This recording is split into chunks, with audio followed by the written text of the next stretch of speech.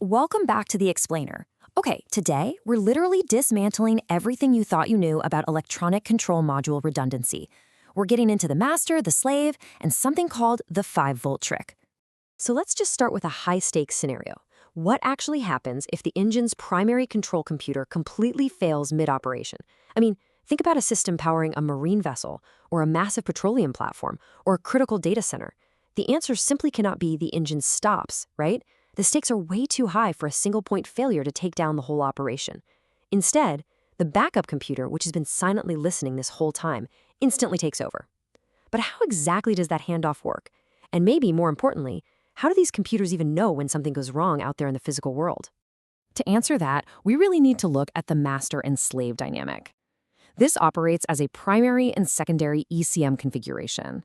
So the primary ECM is the active brain.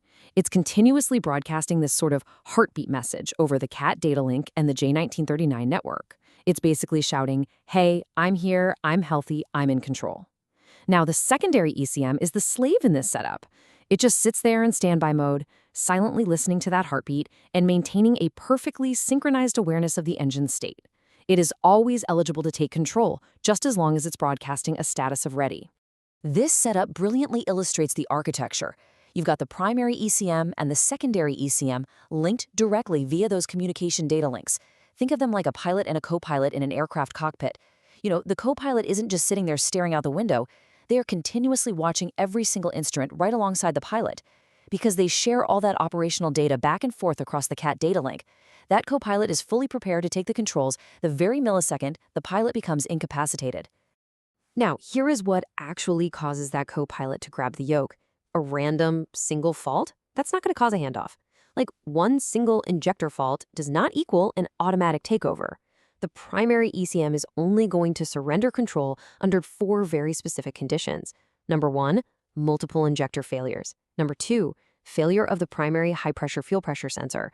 3, detection of a high or low-pressure fuel rail event, or a failure of the primary fuel control valve controller. And 4, power supply diagnostic codes. This means the primary ECM detects voltage instability or an internal failure within itself. And when it does hand off, it responds in milliseconds, ensuring totally seamless operation. But, all right, here's where we need to separate myth from reality. Having a redundant dual-ECM architecture absolutely protects mission-critical operations from a single-point electronic failure of the computer itself. But redundancy has strict boundaries. The insight that most people completely miss is assuming that having 2 ECMs means you somehow have double the reliability in every sense. You don't. Redundancy at the ECM level does not automatically mean redundancy at every single point in the entire system. Let's lean back on that pilot analogy for a second to really cement this. If the pilot has a heart attack, the co-pilot takes over. Great.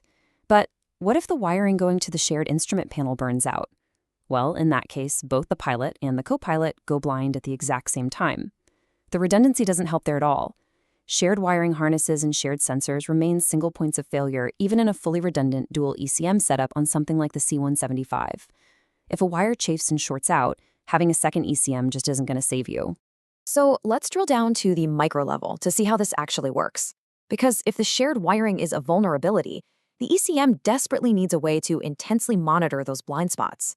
I mean, how does it know if a sensor's wire breaks before you ever plug in a diagnostic laptop? The answer revolves entirely around the number 5. Specifically, an incredibly elegant internal diagnostic mechanism known as the 5-volt trick. Technically, this trick is called pull-up voltage. Basically, the ECM applies an internal pull-up voltage, which is typically 5 volts DC, directly to the passive sensor signal circuits purely to monitor wire integrity.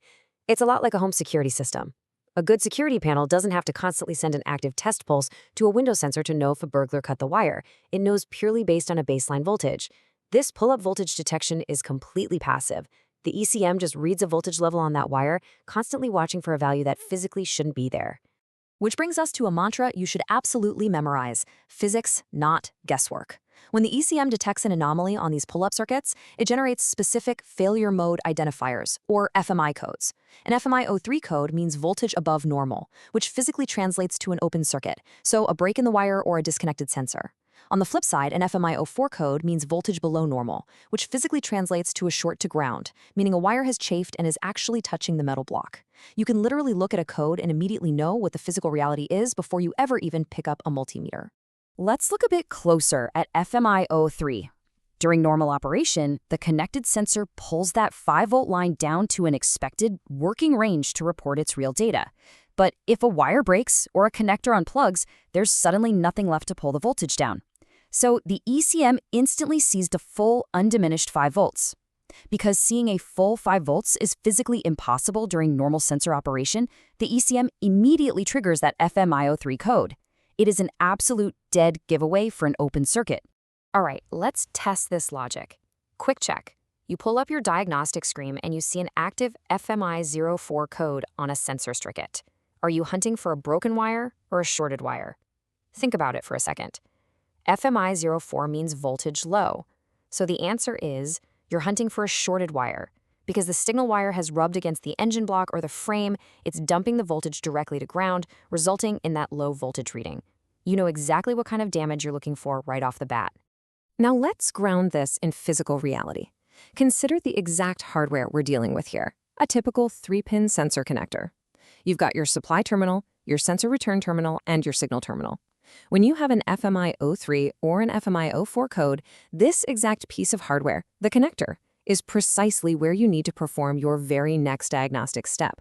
We're not ripping out the sensor itself, we're testing right here at the connection point. Unfortunately, this is exactly where so many people fall into what we call the guesswork trap. A technician sees an FMI03 code, assumes it means the sensor is broken, and immediately swaps out a perfectly good sensor without even checking the harness. They do it just to be safe. And what happens? 5 minutes later, the brand new sensor throws the exact same code because the actual fault was just a corroded pin in the connector or maybe a broken wire further up the harness. This guesswork causes massive frustration, wastes expensive parts, and results in some seriously costly operational downtime. So, how do we defeat the guesswork trap? Well, with an incredibly simple, minute-long procedure called the jumper test solution. It's honestly brilliant. If you have an active FMI03 or FMI04 code, you just unplug the sensor and install a little jumper wire directly at that sensor harness connector, crossing the signal and return pins. Then you simply look at your diagnostic screen to see if the code changes. By intentionally altering the circuit, you're forcing the ECM to tell you exactly where the fault lives. Here's the isolation matrix logic. If you install the jumper and the code changes, say it flips from an FMI sub 3 open to an FMI sub 4 short, that means the harness and the ECM are perfectly intact because they clearly recognized your jumper. The fault is isolated entirely inside the sensor. Replace the sensor. However, if you install the jumper and the code stays exactly the same, it just stays FMI sub 3, that means the ECM couldn't see your jumper. Therefore, an open circuit definitely exists in the wiring harness itself. You need to repair the wire. It's definitive proof in about 60 seconds with literally zero guesswork. I want to leave you with a really simple analogy to kind of cement this diagnostic mindset shift. Think of an old landline telephone that has static on the line. Do you immediately tear open your drywall to replace the house wiring? No, of course not. You swap out the handset with a known good one. If the static goes away, it was the handset. If the static is still there, it's the wall wiring. The jumper test lets you do exactly that, test the wall wiring without having to tear apart the whole engine. So the next time you see an FMI code, remember, rely on the physics, understand your redundancy boundaries, and absolutely use that 5-volt trick to your advantage. Makes you wonder, right? What other invisible systems are running in the background just waiting for you to test their logic? Keep that curiosity alive, and I'll catch you in the next explainer.